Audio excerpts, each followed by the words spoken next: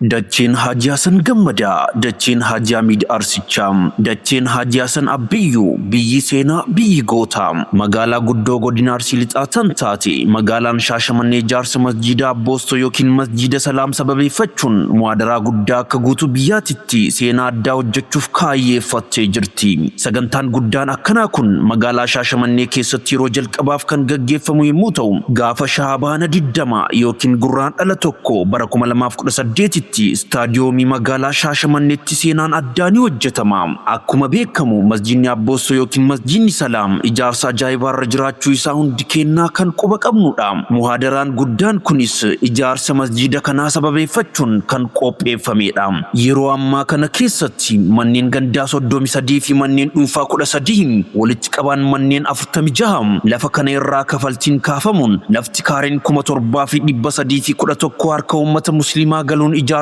irratti eegalamee jira.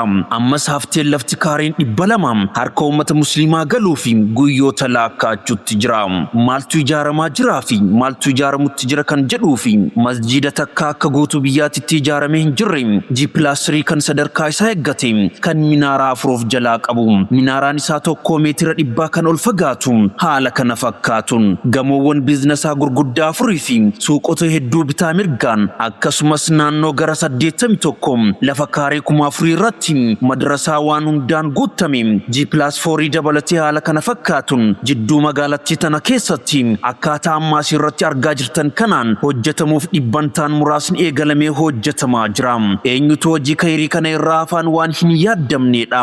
Sagantaa kana irratti keessummoonni gurguddoon hedduun irratti ni argamu. Hooggantoota keessaa pirezidaantii mana marii dhimmoota Islaamaa Itoophiyaa Sheek Haji Ibrahim, pirezidaantii mana marii dhimmoota Islaamaa Oromiyaa Sheek Galii Muktaar, pirezidaantii dargaggoota musliimaa Itoophiyaa Ustaaz Haydar Kadir, pirezidaantii dargaggoota musliimaa Oromiyaa Ustaaz Shu'eebii Shamsuu dabalatee hooggantoonni biroos irratti ni argamu. Doktoroota keessaa Dr. Jeelaan Kadir, Dr. Abdallaa Kadir, Dr. Kamaal Haji Galatum, Dr. Muhammad Hussein, Dr. Jibril Qamar, Dr. Muhammad Kamal Tilmoom, Dr. Muhammad Saalii fi kan kana fakkaatan. Du'aattota keessaa Ustaaz Ahmad Din Jabal, Sheek Amin Ibroom, Ustaaz Jamaal Aliyyi, Ustaaz Sufiyaan Kushland, Ustaaz Qamar Hussein, Ustaaz Raayyaa Abbaa Mancaam, Ustaaz Yaasin Nuurum, Ustaaz Abuuki, Ustaaz Kaamil Shamsum, Sheek Abdusalaam Kadir, Ustaaz Abdallaa Idris, Ustaaz Haji Mustafaa Hussein, Sheek Muhammad Raabii Hussein, Ustaaz Xaayir Galatoo fi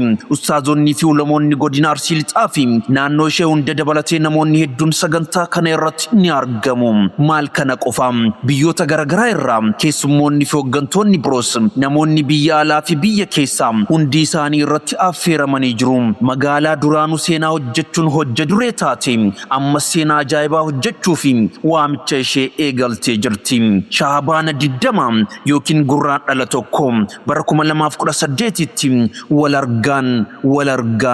wal argaan kenna staadiyoomii magaalaa Shaashamanneeti.